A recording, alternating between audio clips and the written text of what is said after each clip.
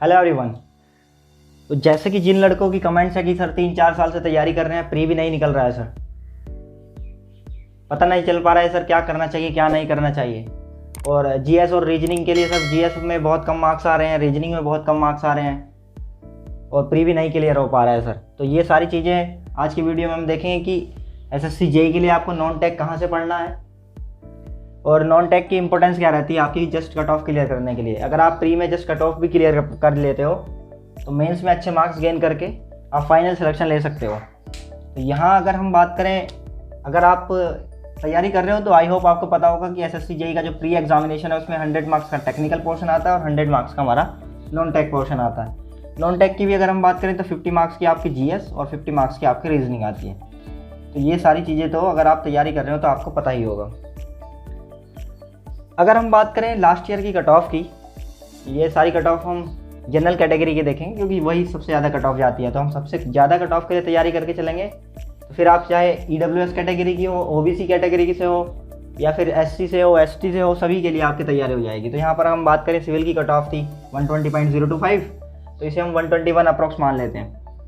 Electrical and mechanical की cut off थी 141.59, तो इसे हम 142 मान लेते हैं। तो अप्रॉक्स ही अगर हम बात करें सेफर साइड की तो 125 जस्ट कट ऑफ क्वालिफाई करने के क्राइटेरिया से हम यहाँ सारी चीज़ें करेंगे। मिनिमम आपको इतने मार्क्स तो लाने ही लाने हैं आपको अगर मेंस देना है तो। और हम सिविल इलेक्ट्रिकल और मैकेनिकल की बात करें तो 145 मार्क्स। यहाँ हम देखेंगे कि जीएस और रीजनिंग। अब बात करते हैं सिविल इंजीनियरिंग ब्रांच के लिए, जो कि हमें सिर्फ कट ऑफ अगर हम बात करें कि मेंस देना है, कुछ भी हो जाए मेंस तो देना ही देना है इस बार। तो 125 मार्क्स की अगर हम बात करें यहाँ से, तो यहाँ से अगर आप रीजनिंग की बात करें तो रीजनिंग में आपको मिनिमम 45 प्लस का टारगेट रखना ही रखना है।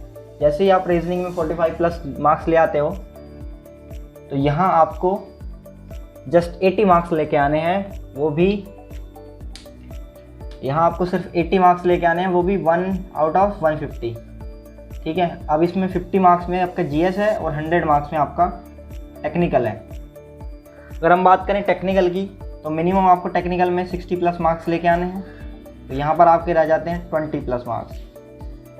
अब जीएस जो नॉन टेक पोर्शन है हमारा, जीएस और रीजनिंग, इनका क्या सोर्स हमें फॉलो करना चाहिए। अगर आप हिंदी मीडियम से हो तो हिंदी मीडियम में कौन कौन सी बुक्स अच्छी हैं जो कि आपको हिंदी मीडियम में मिल जाएंगी, और इंग्लिश मीडियम में आपको कहाँ से प्रैक्टिस करनी है और कौन कौन सी बुक्स आपको इंग्लिश मीडियम में पढ़नी है। तो ये आप देख सकते हो कि जैसे ही आप नॉन टेक पोर्शन में यहाँ पर 45 प्लस और 20 प्लस मार्क्स लेके आ जाते हो तो ये आपके हो जाते हैं 65 प्लस मार्क्स।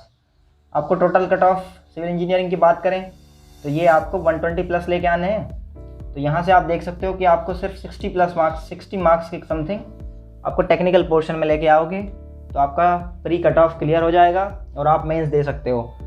अगर हम बात करें कि sir pre cut off clear होने से ही सब कुछ हो जाएगा क्या, तो मैं आपको बता दूं कि फाइनली अगर हम बात करें सिविल इंजीनियरिंग ब्रांच में तो 305.51 इतने मार्क्स पर आपका CPWD डिपार्टमेंट अलॉट हो गया था।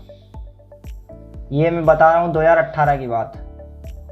ठीक है, तो यहाँ आपके अगर 125 मार्क्स आ जाते हैं तो आपको जस्ट 181, यहाँ पर हम 181 ले लेते हैं 306 मान के इसे, तो यहाँ आपको सिर्फ 181 मार्क्स लेके आने हैं मेंस में। तो आप जस्ट क्वालिफाई भी कर देते हो अगर प्री की कट ऑफ, तो आप फाइनली टॉप डिपार्टमेंट जो है CPWD वहाँ अपना सिलेक्शन ले सकते हो। तो ये सारी चीज़ें आपको ध्यान में रखनी है कि जीएस और रीजनिंग का कितना इंपॉर्टेंस है आपके फाइनल सिलेक्शन में, क्योंकि जब तक आपका प्री नहीं निकलेगा आप मेंस नहीं दे सकते हो, और मेंस नहीं दोगे तो फिर फाइनल सिलेक्शन ही कहाँ से होगा। तो ये सारी चीज़ें आपको ध्यान रखनी है कि रीजनिंग में 45 प्लस मार्क्स लाने ही लाने हैं आपको। तो ये सारी चीज़ें थी हमारी रीजनिंग और जीएस की इंपॉर्टेंस से रिलेटेड। अब हम बात करेंगे कि बुक्स आपको कौन सी फॉलो करनी है। तो हिंदी मीडियम के लिए अगर हम बात करें तो हिंदी मीडियम के लिए वही बुक्स हैं, ये आपकी हिंदी मीडियम के लिए जीएस के लिए लूसेंट की बुक आपको पढ़नी है। इन सारी बुक्स की लिंक्स मैं डिस्क्रिप्शन में दे दूँगा, आप वहाँ से जाकर इन्हें बाई कर सकते हो। अगर हम बात करें इसके जीएस के लिए प्रैक्टिस के लिए, जीएस की प्रैक्टिस के लिए आप अगर हिंदी मीडियम से हो तो ये घटना चक्र की एक बुक है, ये आप ले सकते हो। अगर हम बात करें रीजनिंग के लिए तो रीजनिंग के लिए आप राकेश यादव पब्लिकेशन की बुक्स ले सकते हो। बेसिक कंसेप्ट के लिए। और प्रैक्टिस के लिए आप ये स्पार्क पब्लिकेशन की बुक ले सकते हो। इसमें प्रैक्टिस सेट है एसएससी के जितने भी एग्ज़ाम हुए हैं अभी तक पिछले, उसमें से 87 प्रैक्टिस सेट्स यहाँ पर दिए गए हैं। अगर हम बात करें इंग्लिश मीडियम स्टूडेंट्स के लिए, तो इंग्लिश मीडियम स्टूडेंट्स के लिए जीएस की बुक आपके स्क्रीन पर है। यहाँ से आप जीएस के लिए क्वेश्चंस प्रैक्टिस कर सकते हो। अगर हम बात करें रीजनिंग की, तो रीजनिंग के लिए प्रैक्टिस की बुक आपके स्क्रीन पर है, जो कि करंट पब्लिकेशन की बुक है। बहुत अच्छी बुक्स हैं ये। इन सारी बुक्स के लिंक्स मैंने डिस्क्रिप्शन में डाल दिया है, आप वहाँ जाकर चेक कर सकते हो। तो ये थी हमारी जीएस और रीजनिंग के लिए बुक्स, और इम्पोर्टेंस क्या है हमारा जीएस का हमारे सिलेक्शन में, आपको प्री कट ऑफ करने के लिए क्या क्या चीज़ों पर ध्यान देना स्पेशली ज़रूरी है। तो ये सारी चीज़ें आपके लिए हेल्पफुल रहेंगी। वीडियो को अंत तक देखने के लिए धन्यवाद। Thank you guys.